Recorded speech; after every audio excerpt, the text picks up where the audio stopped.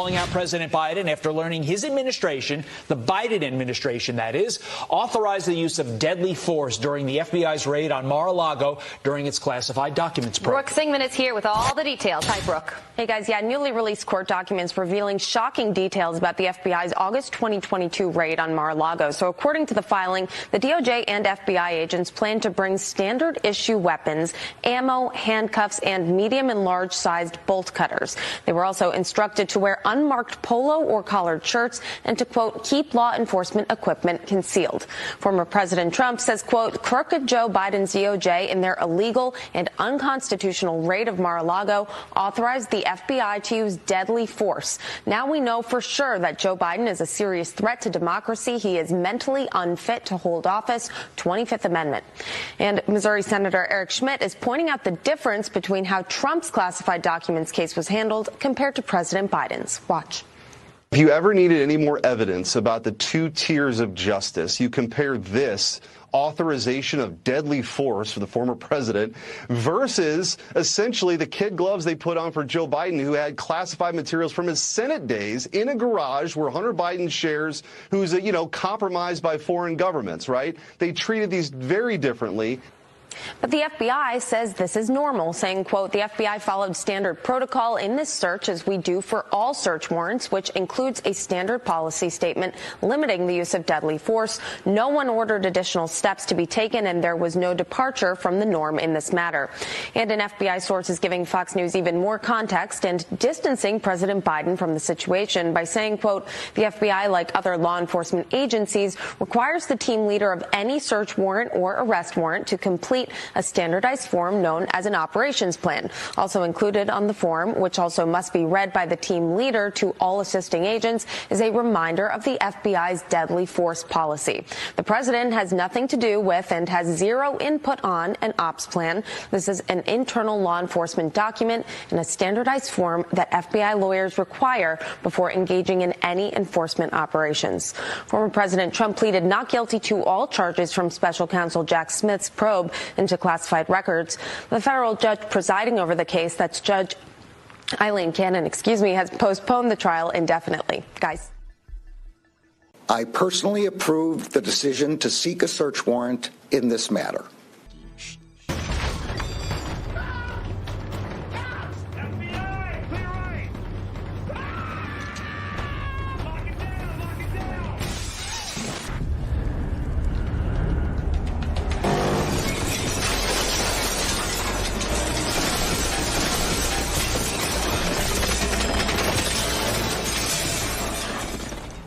All right, a little gallows humor there from meme maker Jerry. Okay, all right. How many times can we face swap Donald Trump's face on somebody who's getting raided by the FBI? You don't actually have to, because we have the footage of Donald Trump being raided by the FBI, and now we have the documents to prove that Joe Biden ordered the assassination of his political rival. We'll cover it all on the show today, Wednesday, May 22nd, 2024. The FBI was prepared to use deadly force in Trump raid. They were also ordered not to wear law enforcement outfits or gear. They were supposed to wear polos and make it look like they were just people walking around Palm Beach. The entire operation was set up by the government to get Donald Trump killed. There's no other explanation. Explosive details from the Mar-a-Lago files that have been dropping all night, overnight, and we will cover it today on the program. RNC headquarters is on lockdown in Washington, D.C. right now as vials of blood were sent to the building. Hazmat on scene in Republican headquarters. Stephen Miller and Troy Nels join the show. My name is Benny Johnson, and this is The Benny Show. It's going to require a lot of caffeine to cover the news cycle that we are in right now. Things are and have gone absolutely apoplectic. Things are happening so quickly. We're live multiple times a day. This is a good time to probably announce that we're going to be live for Donald Trump's Bronx rally tomorrow. We're also going to have people at the rally tomorrow. So this is the place to tune in. Donald Trump will be at the Bronx tomorrow. We're going to be ready to rip roar. We're going to be live for the entire event. We're going to have on the ground coverage. It's going to be crazy, but not as crazy as our stories today. So for stories like today and for news cycles like right now, make sure that you are drinking Blackout coffee. Blackout coffee as you can see right here, dingling-a-linging around in my mug as it always is. I switched from hot blackout coffee in the morning to cold blackout coffee for the show, okay? Because I need ice in my veins. Blackout Coffee is the only coffee company in America that truly supports your values, 100% committed to conservative values. From the sourcing of the beans, the roasting process, customer support, and shipping, they embody American values. Their packaging is super awesome, by the way, and they are family-owned right out of the great state of Florida. Go to blackoutcoffee.com/Benny, blackoutcoffee.com/Benny. Use the coupon code Benny for 20% off your first order. Blackoutcoffee.com/Benny. Be awake, not woke. That's one of my favorite taglines. I want to put that on a shirt. People have been awake, ladies and gentlemen, and have been waking up to the reality that we live in times where black is white, white is black, up is down. We live inside of bizarro world. We live in a place and a time when peaceful Americans are seen as violent and put in prison for decades, where peaceful protesters who love their country are locked away in gulags in Washington, D.C., where people who deign to simply fly the American flag peacefully and happily are put in prison and are persecuted by the government that flag represents. We are a party who have been slandered, smeared, maligned, and entrapped by the federal government and accused of being violent, accused of being insurrectionists, when in fact, the reverse is actually 100% true. Now, how do I know this?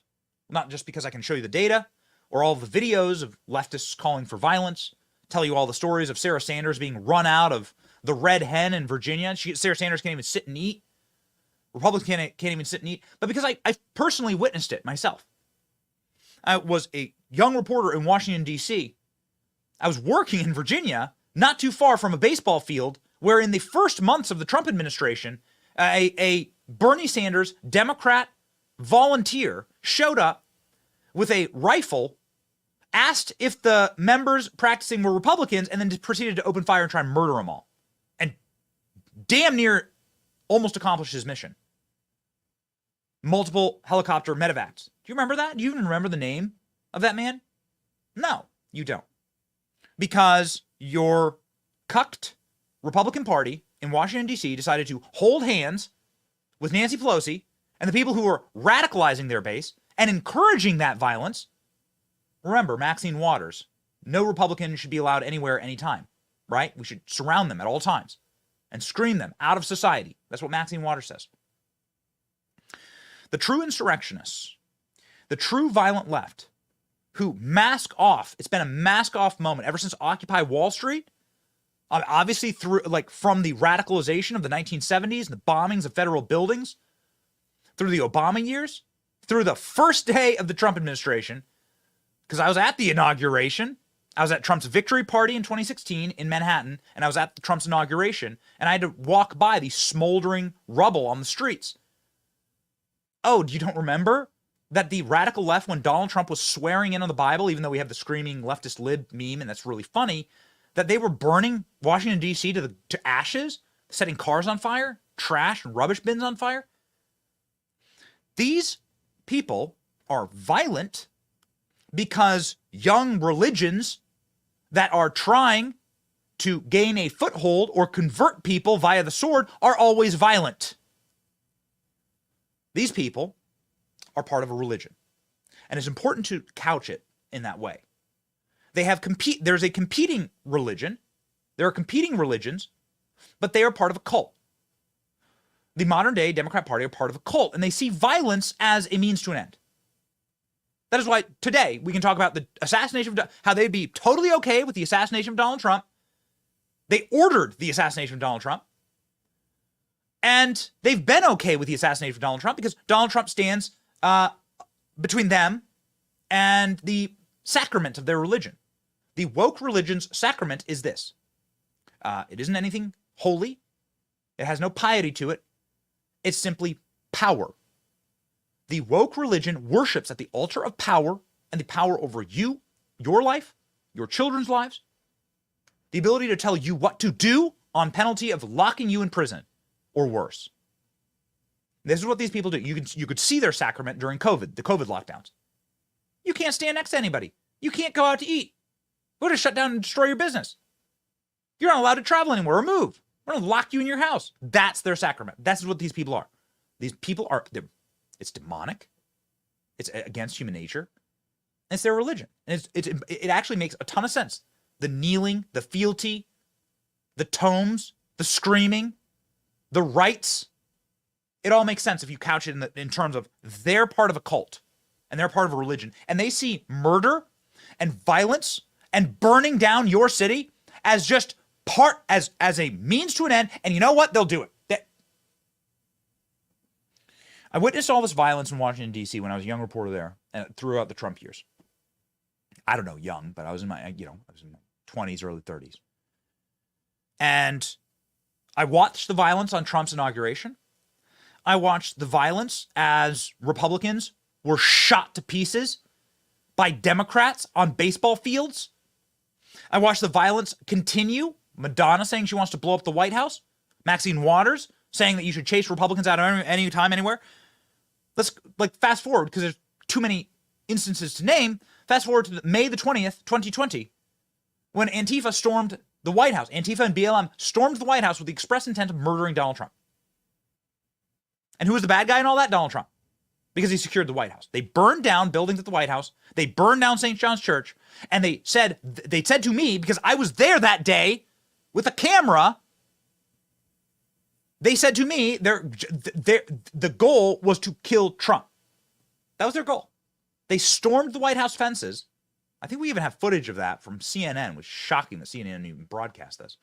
They stormed the White House with the sole intent. Donald Trump was taken down into the secure location in the White House because they were that close. They were one gate away from storming the White House. This is the left. They're a modern cultist movement. And the more that all of the news suddenly makes sense if you lock that framing into play. Boom. There it is.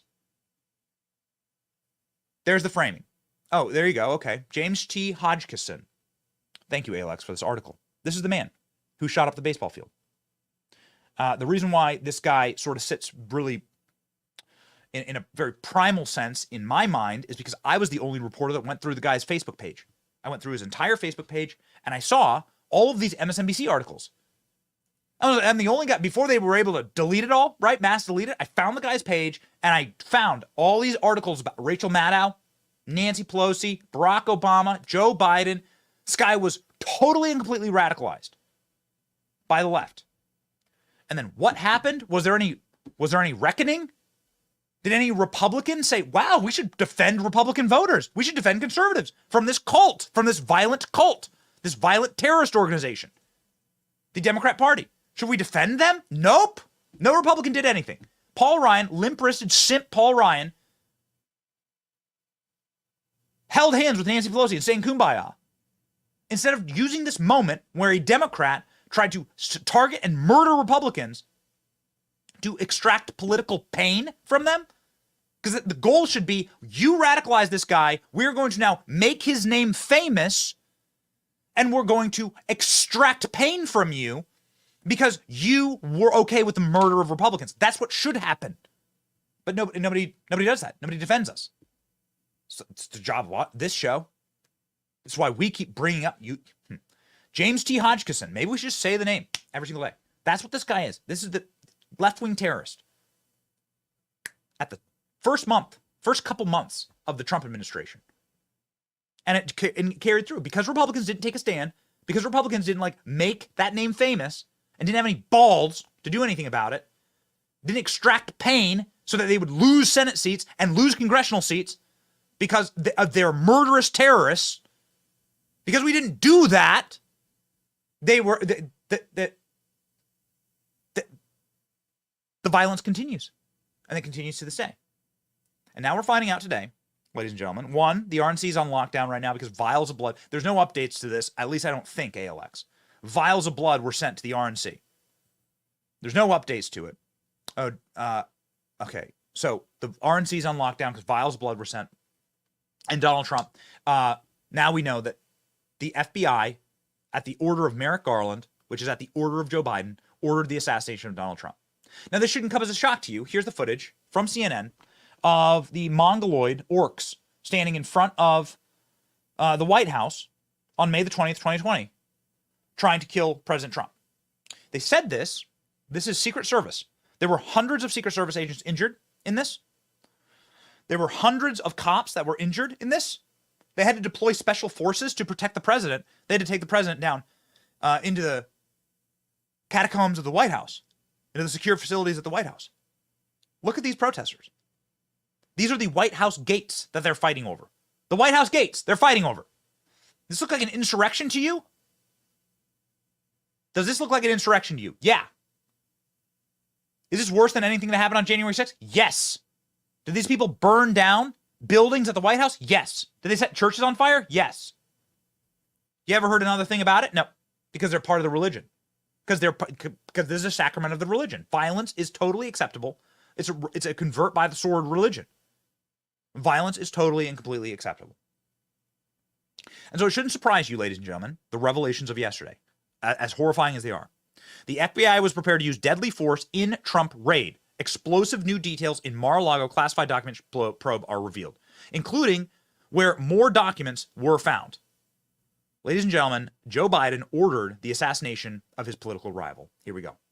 The FBI authorized the use of deadly force during the Mar-a-Lago raid. This according to documents filed by Trump's legal team. Agents in unmarked polo shirts planned to bring standard issue weapons, ammo, handcuffs, medium and large size bolt cutters, and even lock picking equipment as they prepared to go door to door at Mar-a-Lago. And they did, ransacking Melania Trump's bedroom along with Barron Trump's bedroom. The FBI also took extensive photographs of Melania and Barron's rooms for no apparent reason. Think about this for a second. Joe Biden sent men with guns to his political opponent's house and turned their bedrooms upside down. That's never happened in the history of the United States. And we've had some crazy presidents. This was the former first lady and a professional model. These people are sick. And Biden complains about his son's privacy, hunters. He had armed men rummage through Barron's bedroom. The FBI even allegedly had a medic on site in case someone was shot. Despicable. They had plans, actually, of which hospitals to go to and how to triage when they presumably opened fire on Donald Trump or any of his aides. This is how sick these people are. It's a religion of death. And in case you're wondering, who takes credit for this? Who was proud of all of this? Merrick Garland. Here we go, on camera. There are, however, certain points I want you to know. First, I personally approved the decision to seek a search warrant in this matter. Second, the department does not take such a decision lightly. Oh, why did you need a search warrant? Somebody answer that question for me. Donald Trump was cooperating with the federal government. Donald Trump was sending documents back to the federal government. The documents were at Mar-a-Lago because the federal government requested that they were stored at Mar-a-Lago. We know this now because of the releases. The General Services Administration, take a step back, every single administration has tens of thousands, if not millions of documents associated with it. They have to go somewhere, and the government doesn't just hold all presidential records into infinity, ad infinitum. No, they have to go somewhere. This is a problem for every president because it takes a while to build your your library. It takes a while to build the storage units to put all this stuff in. Barack Obama famously kept all of his classified documents in a storage unit next to a McDonald's in downtown Chicago. It's like one of those container storage units. Totally unsafe. Same with Bill Clinton. Same with George W. Bush. So this is the GSA and the FBI shoved these documents into Mar-a-Lago. Did they plant them? Did they plant them at Mar-a-Lago? Did they put classified documents and classified materials into these documents and boxes and shove them into Mar-a-Lago and then get an illegal arrest warrant or raid warrant and then go there under disguise in order to create a shootout situation? Was this entire thing entrapment to get Donald Trump killed? Check this out. This is like a deep dive into the order, the warrant. No basis to bring firearms, no basis to seize records, no basis to raid Melania and Barron Trump's room. These people are sick. Trump's lawyers claim that the former president's constitutional rights were violated. It was an illegal search and seizure. The FBI misled the judge to obtain the warrant, and the raid was executed in an egregious fashion and in bad faith. Nor was there any basis for the FBI to bring firearms into Mar-a-Lago. What was life-threatening about pieces of paper? The FBI improperly seized Trump's passports, tax and accounting information, and even medical records. Think about that. The Biden administration seized his political opponents' medical records. Do you think you live in a free country? They say so, but words are cheap. Talk is cheap. What are your actions? Go back into the scriptures. Like, it doesn't matter, like, what people say. What are your actions? Your fruits? What are they? Go over the fruits of the Spirit with my kids all the time. The actions of this administration is authoritarian tyranny. Ladies and gentlemen, the FBI has responded to this news by saying, oh, don't worry about it. We're perfectly happy to kill any president anywhere, or you, for that matter. We're ready to go to kill you at all times. If we can get a corrupt judge to say we're going to raid your house, we'll kill you, your children, your family. This is just standard operating procedure. Do you think you live in a free country? Check it out. The FBI just responded to the bombshell allegations from the Trump team that the FBI was authorized to use deadly force during the Mar-a-Lago raid. Quote, the president has nothing to do with and had zero input on the plan. The FBI followed standard protocol, which includes a statement limiting the use of deadly force. There was no departure from the norm in this matter. Totally normal. Probably going in armed to the teeth into a former president's house. Think you live in a free country anymore? The FBI is proud of it. Oh, yeah, we'd be happy to shoot a president or any of his staff for pieces of paper where we're going to affix classified markings and covers to them and then stage a crime for a crime that we set up by shoving the documents into Mar-a-Lago in the first place. And then forcing the angry blue-haired librarians to come after the documents. Legitimately creating a situation for an assassination. You have to have a good memory because news happens fast. This from the New York Times, ladies and gentlemen. Very, very important piece at the New York Times, which is, of course, the paper of record for the intel agencies and those who wish to apply outside pressure to those in power. The date on this article is April 2nd, 2022. You're looking at an article. It's over 2 years old. So this was before any charges were filed against Donald Trump. This is before anyone ever could have possibly believed that there would have been a raid of Mar-a-Lago. It's unthinkable. This is before a single charge, federal, state, or otherwise, or civil, were brought against Trump. No grand juries, nothing. This article laid the groundwork for precisely what was happening behind the scenes. Check this out. Just a single line from the article. Very, very important. Talks about how Joe Biden is enraged that Merrick Garland has not moved to put Trump in prison. The Attorney General's deliberative approach comes to frustrate Democrat allies of the White House and, at times, Joe Biden. As recently as last year, Mr. Biden confided in his inner circle that he believed that President Trump was a threat to democracy. Wow, where have I heard that before? And should be prosecuted, according to people familiar. The president never communicated his frustrations to Mr. Garland, because that would be, of course, illegal. That'd be called obstruction of justice, right? We'll just tell them to the New York Times, so then every reporter starts asking Merrick Garland when he's going to put Donald Trump in prison. He has privately said that he wants Garland to act less like a ponderous judge and more like a prosecutor and take decisive action against Trump. Here they are telegraphing exactly what they're going to do to Donald Trump. Subtlety, really not their strong suit. Final thing here, ladies and gentlemen, and then we're going to have a very special guest, the architect of Donald Trump's first term in office. One of the smartest people we know, Stephen Miller, will be joining the show, but you got to see this. You got to see this. The final thing.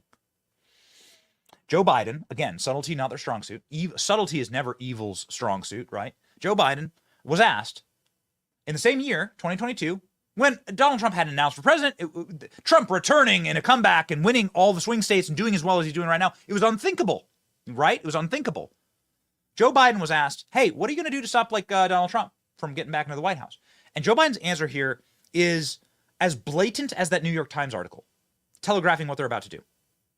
Joe Biden said, we're going to prove that he will not take power. We're going to ensure that he will not take power. Watch.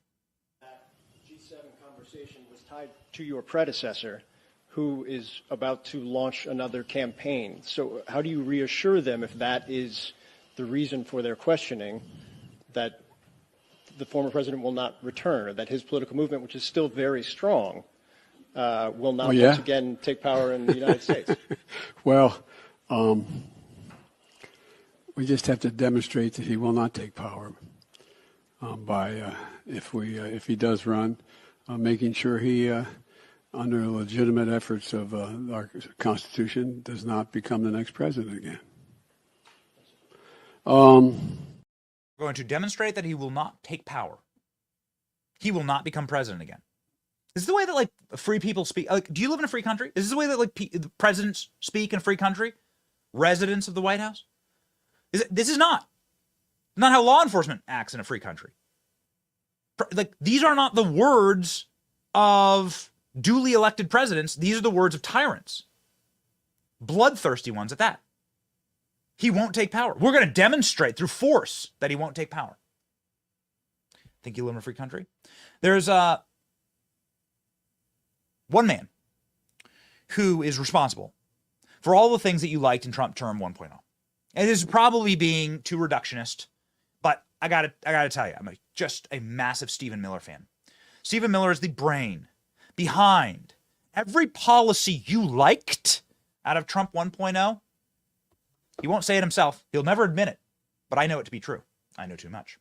Ladies and gentlemen, Stephen Miller, the senior advisor to the president of the United States, Donald Trump, and founder of America First Legal, joins the program now.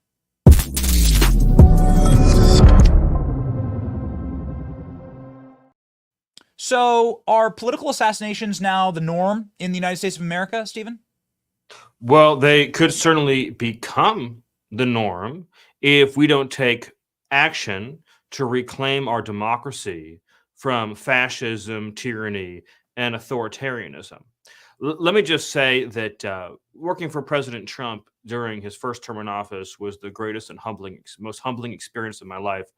And it was my privilege to implement his policies and his directives every single day and help put his vision, along with other very talented staff, into being. What you're seeing right now with this Biden White House is descent into tyranny. Here's a fact that many people may not realize, that my organization, America First Legal, uncovered. The Biden White House is the entity that authorized DOJ to seek the documents at Mar-a-Lago through what is known as a special access request. That special access request was unlawful. It is only allowed to be used to conduct the business of the presidency. So a simple example would be, if you want to know who was invited to the last state dinner with Japan, you can ask the National Archives, hey, can you get us the list of who was invited to the last state dinner from Japan? We really need that. I know they're in the previous president's files, but we need to know that so we don't leave anybody off this year's guest list. They used it. They made that request in order to justify and legitimize a criminal raid of Mar-a-Lago. So this goes straight to 1600 Pennsylvania Avenue. So any notion, any suggestion that this is just an FBI op and the White House isn't involved is an absolute lie. It comes straight from Joe Biden's own lawyers in the White House counsel's office. So we are dealing with a president right now who is himself a fascist. That is true. And you see it not only with the outrageous lethal raid of Mar-a-Lago, but you see it with the censorship of speech, the jailing of political dissidents, the criminalizing of dissent. I mean, we know all the cases.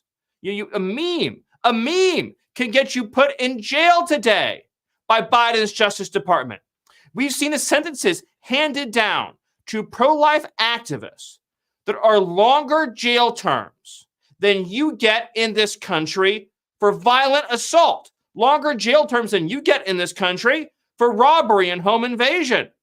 And of course, Black Lives Matters rioters, the enforcement arm of the left, don't even go to jail. They don't even go to prison. What message is that? The message is if you commit violence on behalf of the Biden administration and Joe Biden's policies, you're not even going to go to jail. All of this are the hallmarks of tyranny.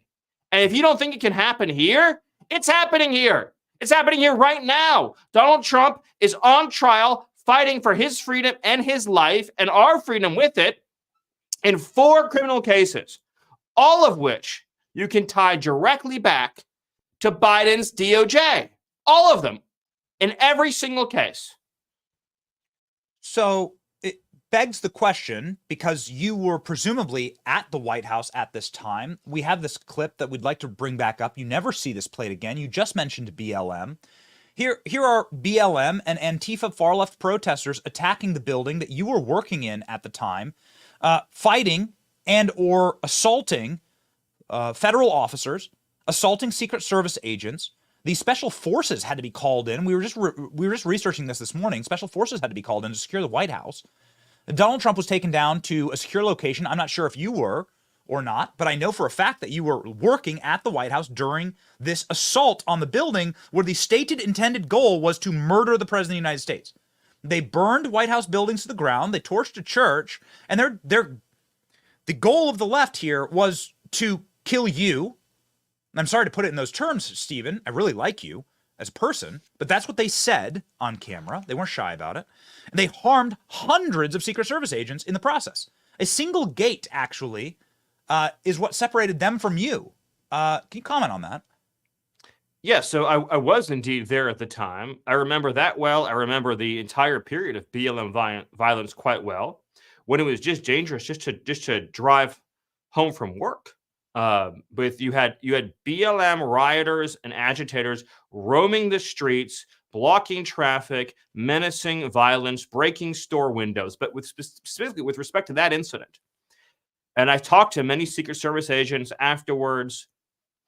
Agents were literally fighting hand-to-hand combat against those radicals to stop them from invading the White House, climbing that fence, and through sheer force of numbers, invading the White House. That is what happened. It is the actual definition of an insurrection.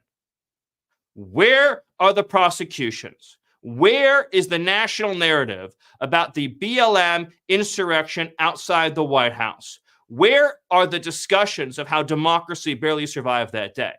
You don't see it. There'll be no discussion of it because the left instead wants to create a completely false and constructed narrative that normal, patriotic Americans are domestic terrorists and threats to the survival of democracy, when in fact, it is BLM, it is Antifa, it is the radical left Marxists that are and remain the threat to the survival of American democracy. I want to move on to what the president said on Truth Social about this assassination attempt, but just really quickly here, considering that Donald Trump is doing really, really well right now in the polls, and everything that they're throwing at him seems to just increase his chances of becoming our next president. Since we're on the subject, and since you brought it up, would you advise the president, hypothetically, in term 2, to potentially go after some of those protesters for insurrection? Would you advise? Because you're a parent, I'm a parent of young children. There must be consequences, otherwise the bad behavior will continue. And this seems like the point. The point was there was never any consequence for leftist bad behavior. For leftist violence is met with rewards and met with rewarding behavior. None of those people were charged. As far as I know, not a single one of those insurrectionists that tried to take your life and the life of the president was charged. Yeah, ultimately, I don't know the disposition of all those cases, but I think it's a safe bet that it was all swept under the rug by DOJ. And to my earlier point, and then I'll answer your question. They've built this narrative about how democracy barely survived on January 6th, that we were moments away from the end of American democracy, to justify, right? They spread that lie to justify all of the repression and crackdown on political dissent in America over these last 3.5 years. And my point is that when you have an actual case, far from even having that kind of histrionic rhetoric, when you have an actual case of a significant violent threat emanating from the radical left, it's just all memory hold. It's just all memory hold. But to answer your question, I think President Trump has been clear in stating that he would direct the Department of Justice to pursue any radical organization in this country that spreads and foments violence, that spreads and foments social unrest, that uses terror and the threat of bodily harm to impose its agenda, and that he would undertake radical reform of law enforcement in this country to get back to the business of going after bad guys, not going after mom and pop stores, not going after pro-life activists, not going after memers, not going after people engaged in legitimate self-defense, not going after conservative organizations and activists, but going after actual villains in this country who hurt, who maim, who harm, who lie, who cheat, who steal, which is what law enforcement is supposed to be doing, not a political arm, not a partisan arm of Joe Biden's administration to crush political dissent. Yes. So you talk about crushing political dissent. I mean, you can't get more crushing than sending a bunch of disguised, armed federal agents with a order to kill into Mar-a-Lago, into Melania Trump and Barron Trump's bedroom, along with Donald Trump's office. Donald Trump saying, authorize the FBI to use deadly lethal force. Now we know for sure that Joe Biden is a serious threat to democracy.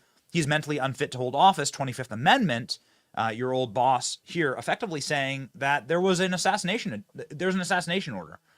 If Donald Trump Donald Trump was at Mar-a-Lago at that time, then federal agents were authorized to kill.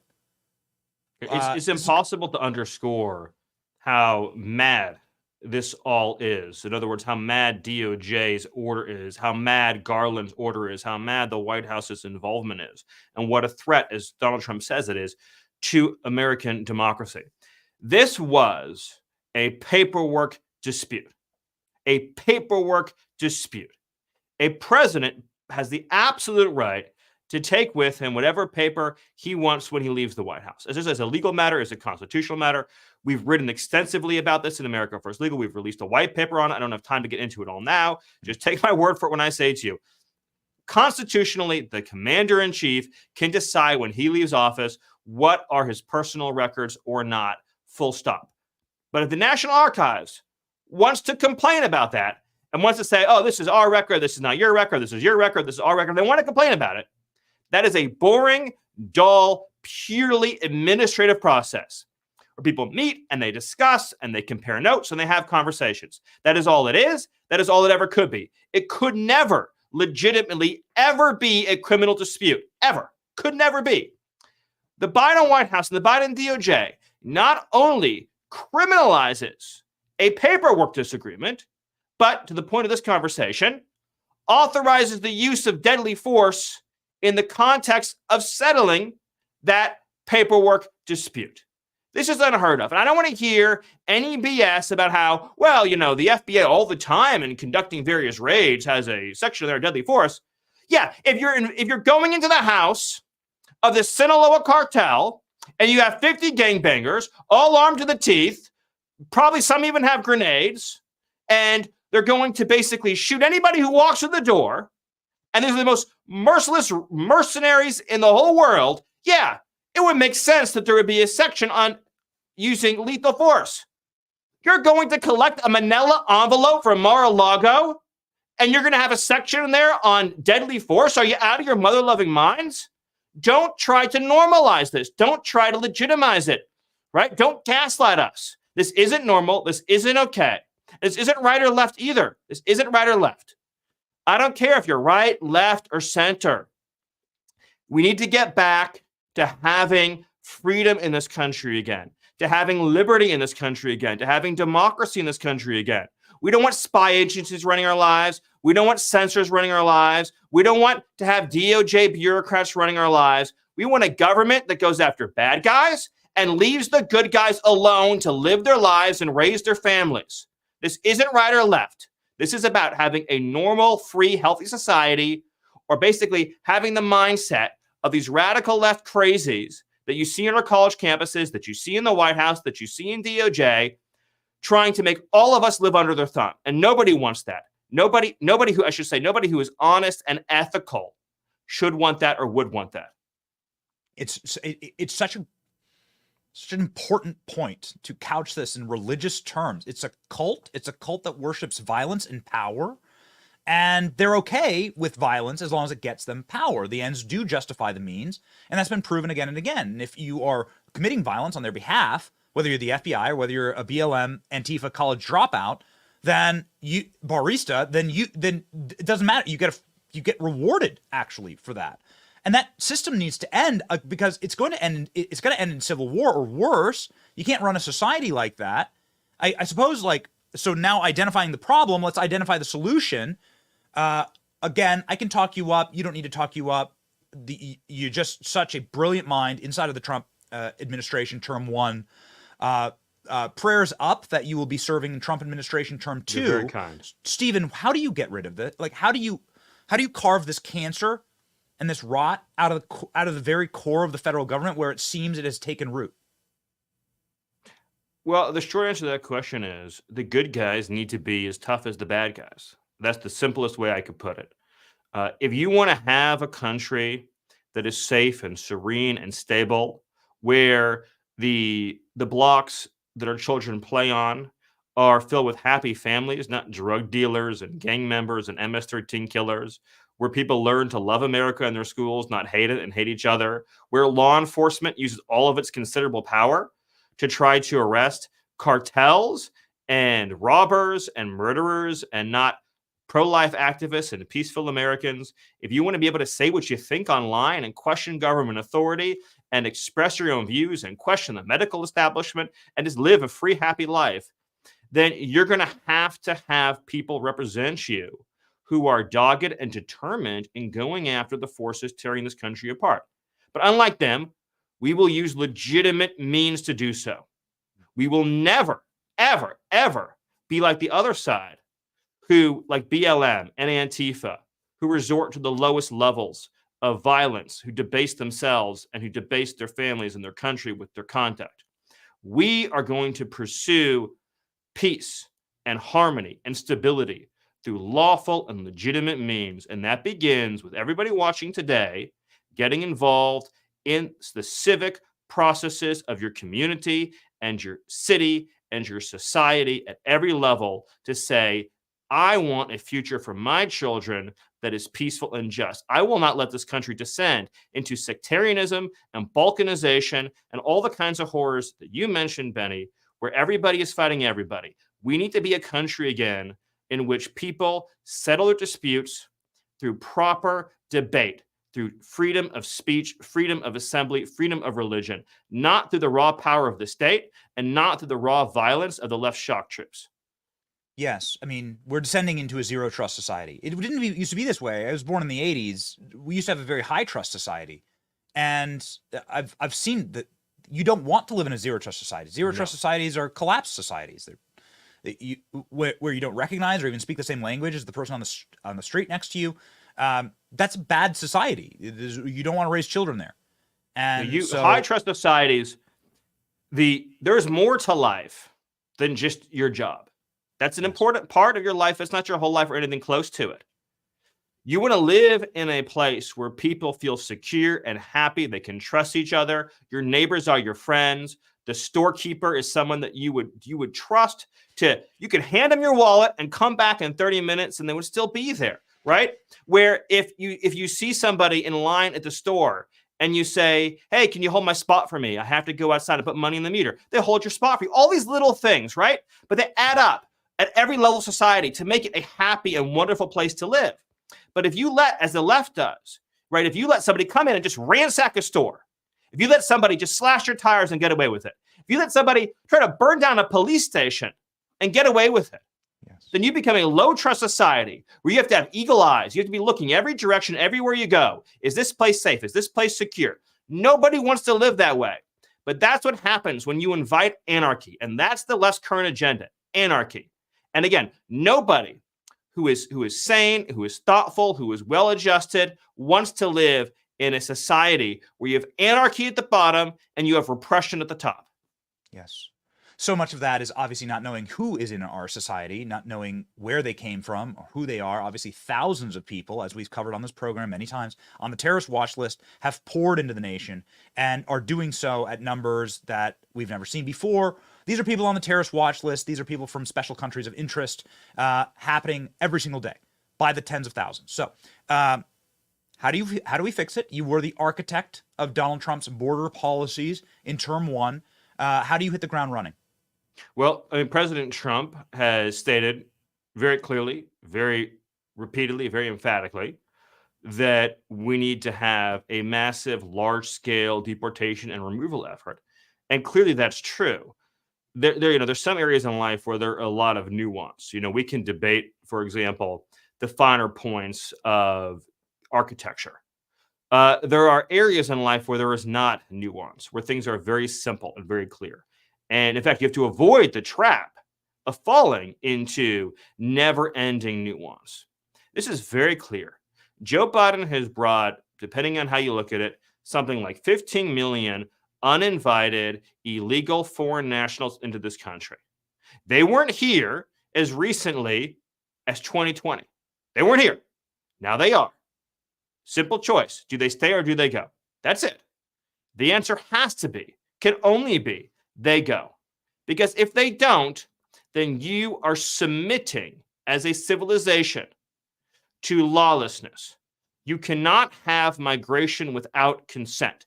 That is a fundamental principle of having a civilization. The people who live here decide who enters. And if you enter without the consent of the populace that is living here, you have to go home. Because if you violate that fundamental aspect of the social contract, then what is the basis upon which the government asks everybody else to work hard, follow the rules, follow the laws, pay your taxes, follow the regulations? So that what? So that other people can break into your country and take everything you work so hard for? Makes no sense, because it's unjust, it's immoral, it's theft. It is theft, it is robbery. You are robbing from the American people. So the only solution is to, yes, humanely, yes, responsibly, to remove all of the people that Joe Biden has, through his invasion, brought into our country. So many have come on this program, Stephen, and said that Joe Biden is the world's largest human trafficker. Ted Cruz was one of them. But True. The largest human trafficker in world history is Joe Biden. And that there are penalties for human trafficking. And that there may be some very heavy penalties for many of the things that Joe Biden's done. Presumably, we don't know even the half of it. You have enumerated on this program a number of crimes, seemingly, just in this short interview. So given President Trump's holding of you in very high stature as an advisor, what would be your advice to sort of close the door, and this final question here, but sort of close the door on the Biden regime and the horrors that they have wrought to this country? Presumably, again, as a parent, and congratulations on your beautiful family. Presumably, you would take the same tact that I do as a parent of young children, and there must be consequences to prevent this behavior again. The people responsible must face a spanking, a consequence, in order to stop the behavior. If allowed to just peacefully go off into the sunset and write books, then they're going to do it again. So just finally here, your thoughts on an incoming Trump administration, the Department of Justice, how do they administer justice, and what to do next? Well, so two things. One, there's an enormous continuum of criminal conduct at every level of the human trafficking and smuggling across the border. I mean, all the way down to NGOs that are facilitating and involved directly in human trafficking, up through the very large criminal syndicates that operate throughout this country that organize the human smuggling and trafficking, everywhere in between. With respect to Biden, what I would say is that there's a very interesting irony here. Biden is fighting very, very hard in order to eliminate immunity for office holders. In other words, the idea that a president, the constitutional, the sacrosanct constitutional principle that a president is immune for the official conduct of his duties. So this is where the irony comes in. If the Supreme Court does not uphold presidential immunity, then axiomatically Joe Biden is criminally liable for every single action that he took with respect to our wide open border and human smuggling and trafficking. And so the question is, is the left, and the answer, of course, is yes, so desperate to stop Trump that they would eliminate presidential immunity for Joe Biden? That is obviously the calculation they seem to be making. But that Supreme Court ruling will answer that question as to what criminal jeopardy attaches to Joe Biden. But either way, there needs to be accountability across the board for the sponsorship and the engineering of this criminal invasion of our country. So we will prayers up for the next attorney general. Better be got to be a strong one, and the next Trump administration, which, judging by every available piece of data, Trump is running such a sharp campaign. I think there's such wisdom that has been learned in term one, and mistakes that were made and have been corrected. There seems to be it seems like the rigging is very tight heading into the next 5 months in the election. Well, all I can say about that is that Donald Trump presided over 4 years of peace, stability, prosperity, security, a secure border, secure communities, and a secure nation in a world that was riven before him by war and now is again. And we've seen under Joe Biden a border invasion, a descent into anarchy in our cities, tyranny at the top, and a world on fire. And that is the reality that we are living with every single day. In fact, we've never, ever been closer to World War III than we are right now. Yes. Yes. So we can change it. If you don't like it, you can change it. Something I tell my kids all the time. Yeah, we can have Kim Jong-un clapping Donald Trump on the shoulder in the back, welcoming him into North Korea, which I view as the zenith of the Trump administration. I view that as the very peak. It's peace instead of war, and it's security. Yeah, security instead of the horrors. The real courage is the courage to find peace, not to make war. Yes. That's exactly right. That's exactly right. Godspeed, Stephen. Please, everybody follow Stephen Miller. Of course, you know Stephen Miller, but you got to follow him. Look at him on his way to 1 million. On his way to 1 million on X. 630,000 people. Can't be wrong. The man on a mission. Follow Stephen and support his incredible group, America First Legal. One of the best groups in America right now. Godspeed. Thank you so much.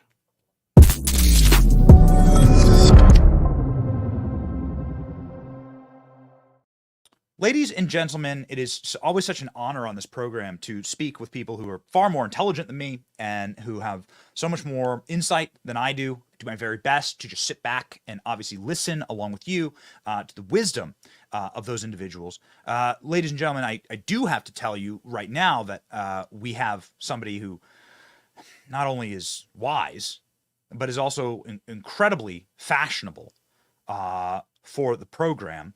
Somebody who was fashionably defending Donald Trump in front of the rigged court in New York yesterday, who we said, we just got to get him.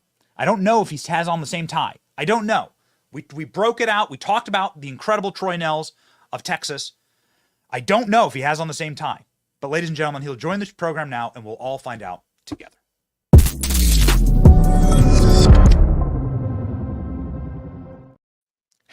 Congressman, look at that. It's very similar. It's fair. It's fair. It's the Trump Don't you tie. wish you looked like this guy, Benny? Look at that guy. Isn't he the greatest? Oh, man, he's the greatest. I have several of them, Benny. When I talked to the president yesterday, I said, it's the only tie I'll wear. I have several of them. I ordered several Trump ties. The only tie I will wear now until November 5th, and it's driving the left nuts. Maxine Waters saw me the other day with that tie, and she said, get away from me, get away from me. I love it. I absolutely love it. So here you are in front of the court. Here you are in front of the court. I obviously won't make you rewatch your incredible comments. We'll simply put up the beautiful images of the tie. Can you please expound on your experience at the court with President Trump? What did you see and witness yesterday? Well, it was great to be there with the president. You know, we were only in there for 90 minutes, and then they wrapped it up. So it was about 90 minutes, but I could see that that Judge Mercan, he's compromised. It's quite clear he was compromised. This trial's been going on for 5 weeks. Every time the Trump team, Todd Blanche, great attorney, would object to something, obviously he overruled it. He was in favor. The judge is working, obviously, very closely with the prosecution, with the state, and Alvin Bragg to try to destroy Donald Trump. It was quite clear. Had an opportunity to eyeball some of the jurors. I looked at some of the jurors, a little bit concerned just looking at them, but we just need to find one. There's not going to be an acquittal here. No, let's be realistic about this. But if we can get one or two that have a little bit of reason and common sense, we should be able to get a hung jury out of this thing, I hope. With what we saw last week with, obviously, the convicted liar Cohen. I mean, he's a bad hombre. He's bad. And that's the star witness for Alvin Bragg. Give me a break. So a little birdie tells us that you had a couple of private meetings with the president in New York and that you were able to sort of see him behind the scenes. How's the president doing? I think he's doing fine. I think he's in high spirits. Obviously, he's frustrated that he's had to spend the last 5 weeks in front of this kangaroo court with that compromised judge, but he knows it's coming to an end. Now we just got to pray for him and his family, and not only just Donald Trump and his family, but the entire country, if not the world, that you can find one or two jurors in there that will ask to say we're not buying this, what we're being sold here, this bill of goods, and hopefully come up with a hung jury and end this thing before Memorial Day. So I think we have the photo of you right here. It's like it's just our favorite. Here's here's President Trump with the gold tie, but you're outshining the president here. I mean, you can see it right there, clear as day, crisp in the front row. Donald Trump hugging the American flag tie. It's got to be really demoralizing to see this backlash and backfire on the left and the corporate left, because they thought that this would destroy Donald Trump and would isolate him, and it's doing the exact opposite. That's a Congressman. That's a big phalanx of opinion, wide range of opinions in the Republican Party, all standing behind Donald Trump. Yeah, we had Don Jr. there. Mr. Whitaker was there, the acting secretary under Trump. We had Pam Bondi there. Sab Gorka was there, a bunch of members of Congress showing our support for the president. And we had an opportunity to do a little press conference afterward. And I said, this is election interference. You know, you keep Donald Trump cooped up in this courtroom for 5 weeks. You don't give him an opportunity to hold too many rallies. Joe Biden's out there stumbling, fumbling around out there, and you're just keeping Donald Trump off the campaign trail. They don't want him on the campaign trail because you get tens of thousands of people to show up, and he just wants to reach out to the American people and talk to them and just say, hey, listen, I put you first. I put the American people first. This administration, this corrupt DOJ, FBI, Alvin Bragg, and all of them want to keep me locked up. They want to lock me up. And he's just fighting for the American people, and the Democrats hate it because he can rally people, can he not? That's why I used the Pope yesterday. I said, I don't think there's another guy on the globe that can bring people into a setting like that other than the Pope. So Donald Trump is just the greatest thing to happen since sliced bread, and he's coming back. He's going to win this election. He really will. So there was, and I just want to do a little fact check with you, because I assume you were traveling with the president or right behind the president. I have no idea. I know that the president really likes you, so maybe you were smoking a cigar with him inside of the limousine. I don't know. But there was a spat yesterday where on the internet, left-wing commentators were saying nobody's lining the streets for Trump. There's no support in New York for Trump. That these videos are fake of all of the people traveling through the street and seeing all of the support. We'll pop the video up on screen. Did you witness any of this? Oh, there's people all over, people loving Trump, even when we had our little press conference out there, people just shouting, we love Trump, having Trump flags. So that's just the dishonest media again. So I tell you what, they are the greatest threat. I'm concerned about China, Iran, Hamas, everybody else, but the greatest threat to this country is the dishonest media we have in this country. But no, people love the president. I tell you, he's having that big rally on Saturday in the Bronx. It's driving AOC and some of the left lunatics nuts. I'm just glad he's out there. He's going to reach everybody, he wants to reach every American, even in the blue states, in the blue areas, because he believes that he can win them over because Joe Biden is a disaster and he puts America last. I think so. We're really, really excited about it. Congressman, we say thank you, and we deeply appreciate your flexibility today with booking. We loved your comments yesterday, and quite frankly, we need to order some of those. I don't know if they're available on your campaign store or what, but I need a tie like that. I just need one. Well, I tell you what, Benny, you have your guy send me an address or something, and I'll send you one. I'll send you one of my favorites, buddy. Everybody needs to follow the congressman, the most badass avatar in all of Congress. Can we click on this? You just got to see it up close. Look at this. Look at this. Everyone's got to follow Congressman Troy Nehls of the great state of Texas, the man who's single-handedly changing and modernizing the use of tobacco inside of the House of Representatives. Benny, God bless your listeners and God bless you, brother. Thank you for what you do for the cause. So badass. Thank you, Congressman. Godspeed.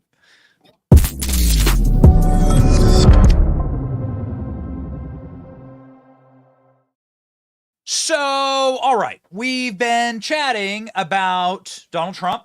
We've been chatting about how Joe Biden is a tyrant and an authoritarian. And much like many authoritarians throughout history, King George comes to mind. There are a lot of crazy leaders, right? There's a lot of people who, like, the power actually, like, crushes their brain and crushes their soul. Crazy King George, he lost the American colonies. He lost so much of the English Empire. The English Empire was brought low under King George III, and he went nuts. I mean, the guy went crazy, right? The guy's brain just collapsed. It's very famous, and he like, the stories of him, like, running around Buckingham Palace naked and everything. And then you fast forward to, like, he couldn't control his bladder. He soils himself. Fast forward, and you have a very similar situation with a despot here, with a tyrant here in this country. Joe Biden's brain is falling to pieces. Joe Biden yesterday was trying to give a speech in New Hampshire. I don't know if we have photos of what it looked like in New Hampshire, but it is the saddest looking event you've ever seen. There's a feeling of, like, you're doomed, okay? That Biden's just doomed. It's like every one of these events is a funeral. Bill Maher, of all people, was saying that Joe Biden looks like Dracula. That Joe Biden looks like a corpse yesterday. Bill Maher saying Joe Biden is a corpse. It's like a blood-sucking Dracula. Must have seen some videos of Joe Biden with the kids, right? So here you go, ladies and gentlemen. Joe Biden yesterday in New Hampshire. Oh, do we have the actual clip? Because it's important for you to see the actual audience that Joe Biden's speaking to here. So this is an audience. If you can call it an audience, here's what it looked like inside the room.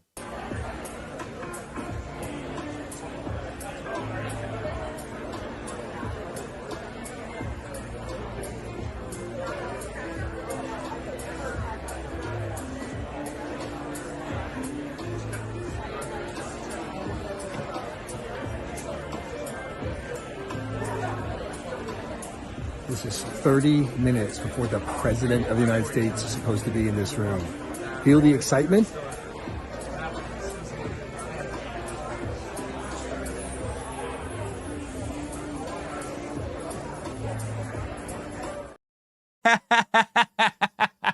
That's really good. I love that guy. Let's book that guy for the show. This is 30 minutes before Joe Biden speaks. What does it look like? I don't even know. I mean, you've seen more people in a line at Chick-fil-A. You ever gone to Chick-fil-A? Stand in the actual restaurant? There's more people in the line at Chick-fil-A. I don't know what it looks like. My grandmother went to, like, a small little Methodist church in Cedar Rapids, Iowa, And they would, in the basement, right, they do like little lunches, okay, to celebrate somebody's 80th birthday. It kind of looks like that. Kind of looks like that. That's the best I can like cobble together. When I was a little kid, I would go down to the basement of the little brick Methodist church in old Cedar Rapids, Iowa, and with all the old timers down there. And they when Matilda had a 80th birthday, that's what the event looked like. That's it. There were like maybe 50 parishioners in the church. That's it. That's the vibe. But the music was better.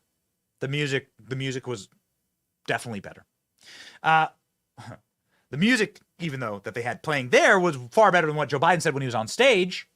Here, ladies and gentlemen, is the collapse of Joe Biden's brain at hand. Let me close with this. After I signed the PAC Act into law.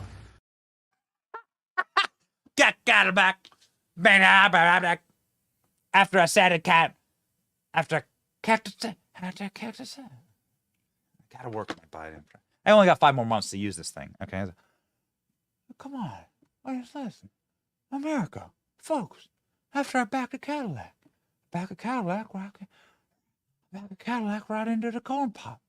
I backed my Cadillac into the cackalack. 2 blocks of clackalacking. Clackalacking, and corn pop was a black. And that's just a Cadillac. That's right. Oh. Amtrak, Delaware. Gotta do the... It's not the best Biden impression, but we're working on it, okay? We're doing our best. We're doing our level-headed best. I think my Trump impersonation is possibly better. My Trump impersonation is solid gold, you might say. And the reason why people do say solid gold is because gold is actually a valuable thing and is more valuable today than ever. If you'd listened to me a couple years ago and talking about my friends at Allegiance Gold, then maybe you'd be set. Depending on what you're investing in, ladies and gentlemen, gold is doing awesome right now. Please consider investing in gold in times of war, in times of trouble, precious metals, and things that are not fugazi, that aren't fake, items that are real, that have real like material permanence. They go. So please invest in gold. My friends at Allegiance Gold will take care of you. Go to protectwithbenny.com today. Call 844-66-BENNY. Right now, get $5,000 in free silver with a qualifying purchase. Don't get fooled by inflated stock values. The promise that the economy is totally stable, it's not. Joe Biden's not stable either. Protectwithbenny.com today. All right, ladies and gentlemen, so we've covered the RNC news. I don't think we have any updates there. As ALX will tell me if we actually have any type of breaking news update. Vials of blood sent to the RNC, locked down today. Donald Trump trial. Now, we have been covering this every single step of the way, every single day. We've had everybody that we can think of coming on the program, including people who, of course, speak in front. We promised you we'd have Don Jr. We love Don Jr. We know Don Jr.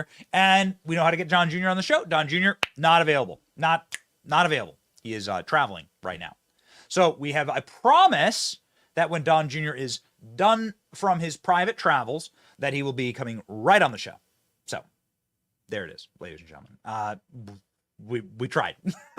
We can't fight one of the most important men in the political zeitgeist schedule, and good man and a family man, and so we wish Don the very best. He will be joining us on the show soon. Trump trial news from yesterday. The defense rests the case. Donald Trump gets a win with crucial jury instruction session.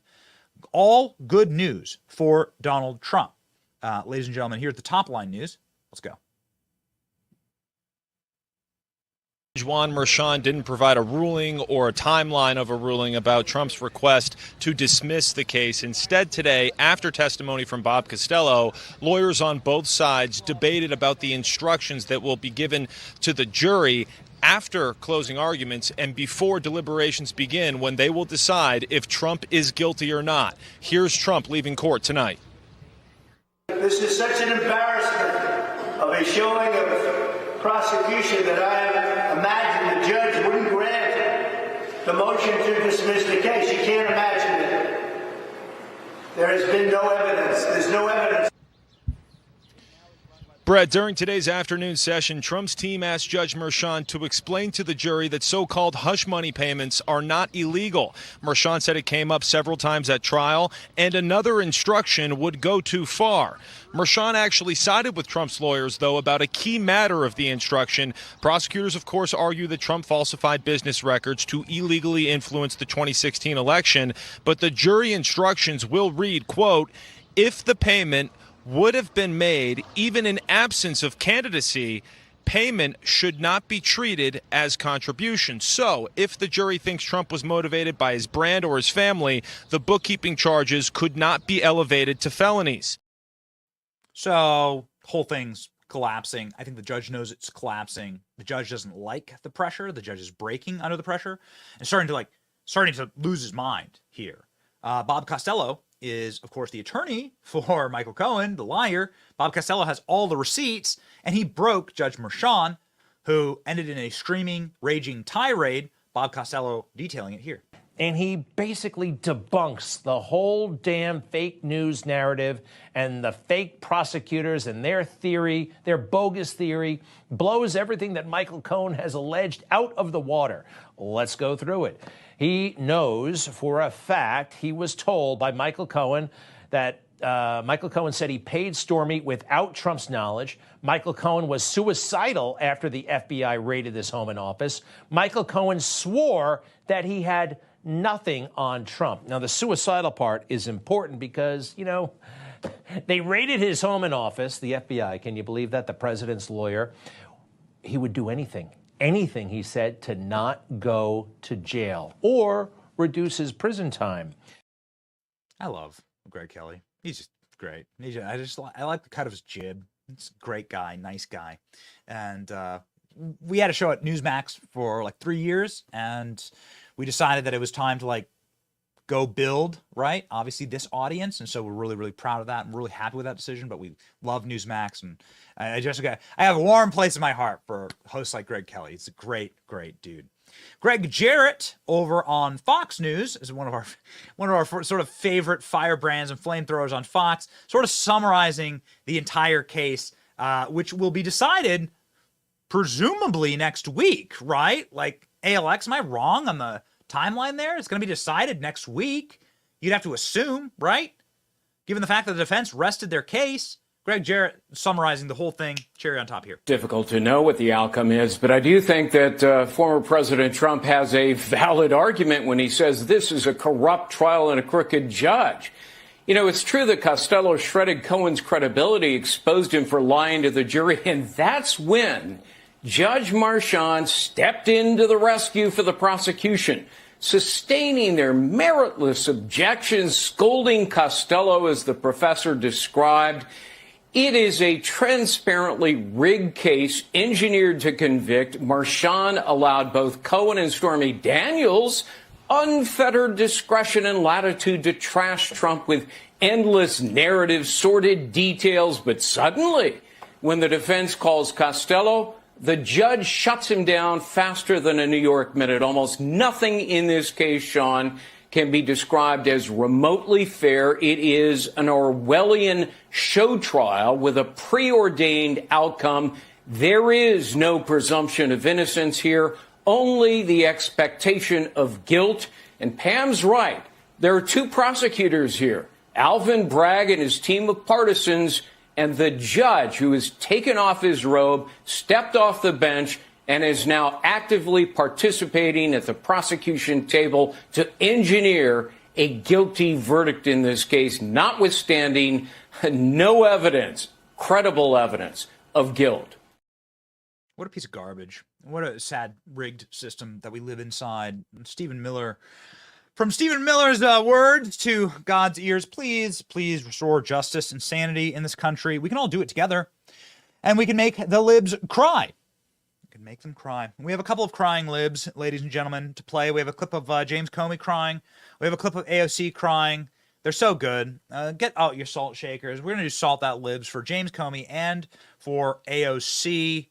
Ready? We're ready, Klein? Oh, man. All right. So AOC, so exciting. A reminder that Donald Trump is going to be the most acquitted man, in human history. Hold on. Let me grab my salt shaker. And he's like, can't. Wouldn't let you shake a salt shaker with. Of course, I gotta shake some salt shaker too. Get your salt shakers out for AOC. AOC, such a dumb member of Congress. She was out in front of the reporters telling, effectively, like just revealing the game plan for Donald Trump, saying that the goal here is to put a legal ankle monitor on Trump to stop him from campaigning. She's so dumb. Oh boy, we're going to have a duel. Salt that lib. Get your salt shakers out. Comments ready. Here we go. Salty, salty, salty AOC. Let's go.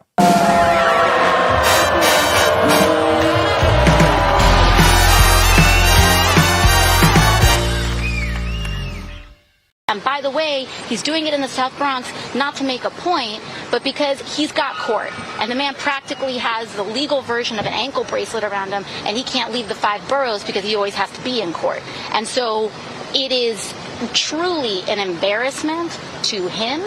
And I am looking forward to the response of everyday Bronxites talking about how they feel about him coming to their backyard. So the Bronx. So AOC says, I'm from the Bronx. Get ready. Oh, the Bronx rally.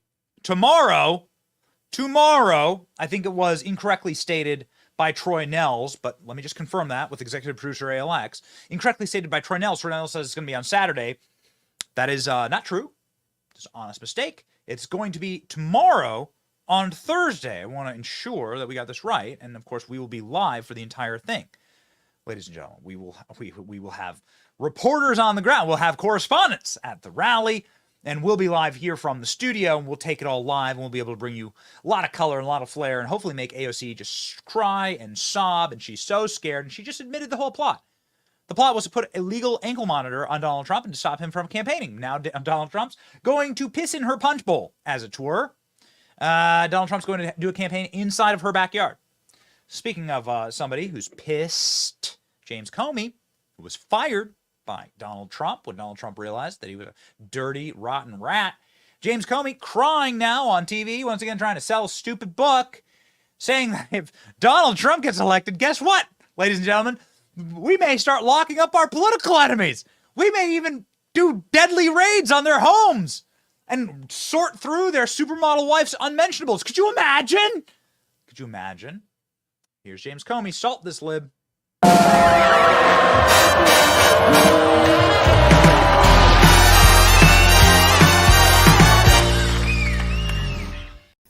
Are you concerned that it may get a test unlike any other if Donald Trump is reelected? I mean, when you think about a second Trump administration, what do you think the implications would be for the FBI?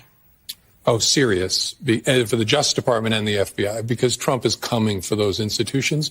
He knows their power, and I think he has regrets that he didn't work hard enough to corrupt them last time. So he's coming for them, and that's a danger for all Americans. He's going to put people in positions in those organizations. He didn't have all-stars the last time. He'll have the bottom of the barrel this time, but people who will want to do his will, and that should worry every American. This election matters. Because of a reason like that, people have to participate. You cannot sit on the sideline. I don't care how you feel about Joe Biden, you must vote for him because the consequences on the other side are too severe.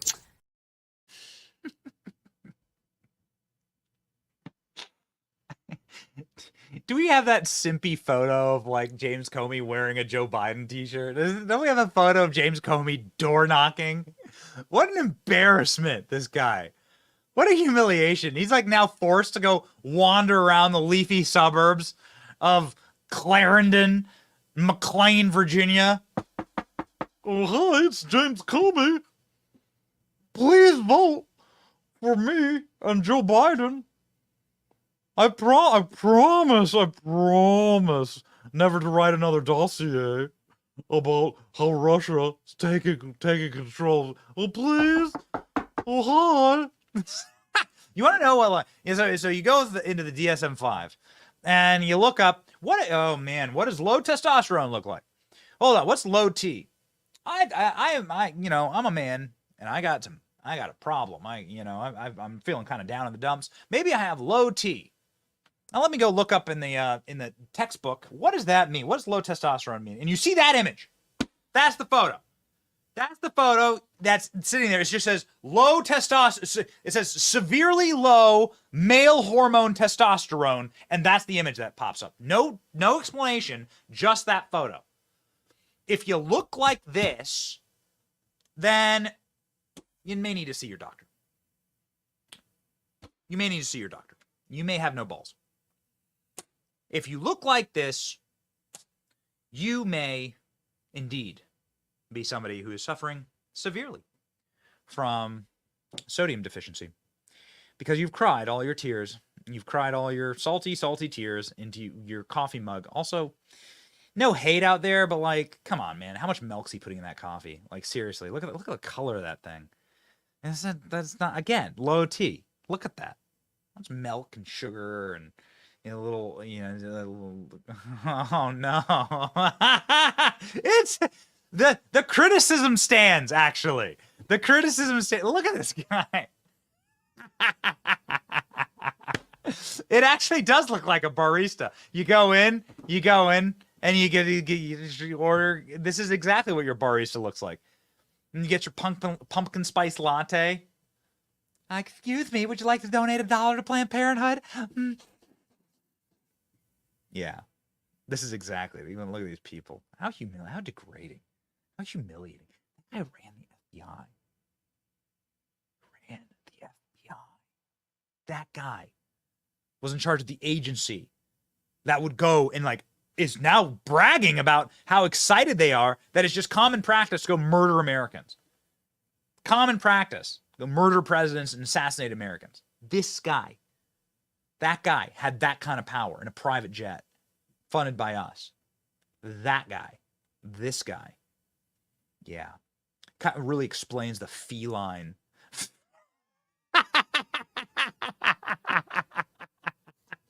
Look at this. Oh, man. The thing that mask is covering is the Joe Biden ball gag. It locked in the mouth there from Comey. Yeah, and you can't see the rest of the gimp suit that he has on. Oh, no. This isn't real, is it? Fidelity, bravery, integrity, and proud of it. Just put it all in the DSM-5. Low T, ladies and gentlemen, low T. Here is your medical definition of what it looks like when you're a man and you have zero evaporated levels of testosterone. Zero testosterone. That's what it looks like. Oh, man. Nobody deserves salt more. This guy was in charge of the most powerful law enforcement agency in the world, arguably. In the world. This guy. Got to drain the swamp. Got to drain the swamp. Got to drain it. Make James Comey cry into. Maybe that's why his coffee's that color. Maybe his coffee's that color because of the tears. I don't know exactly. Maybe it's that you're not a real man if you drink that much milk in your coffee. No, ladies and gentlemen. The creamer that he's putting in his coffee, hopefully mixed with salt. Hopefully he will be crying even more when Joe Biden gets creamed in the 2024 election, as it is looking like we shall march to victory here. But we can't march to victory without being centered and having truth on our side. And God rewards those who do not kneel to the occult, demonic forces of just trying to use power to kill your political enemies or to lock their supporters in jail. It's evil. All right? God listens to us, hears our cries, and it's our responsibility to simply be humble, be simple Christians, and know that God is there for us. That's it. The verse of the day, to make sure that we always have truth for you on this program. From 1 John 4:12, nobody has ever seen God, but if we love one another, God lives in us, and that love is made complete in us. Man, make sure that the society that we are creating is one where we love one another, where we're at peace with one another, where we have a high trust society, as Stephen Miller was talking about. That's actually what a society should look like when it's based on Christian principles and when it's based on something that's real, and that's what we want. I think we used to have that in America, And I think we can get it again. I know we can, in fact. All it takes is a salty army. All it takes is a Benny Brigade marching forward. The salt must flow. We are on our way to victory. You can't defeat an army of happy warriors, and that's exactly what we are. March with us. It's your boy Benny. See ya.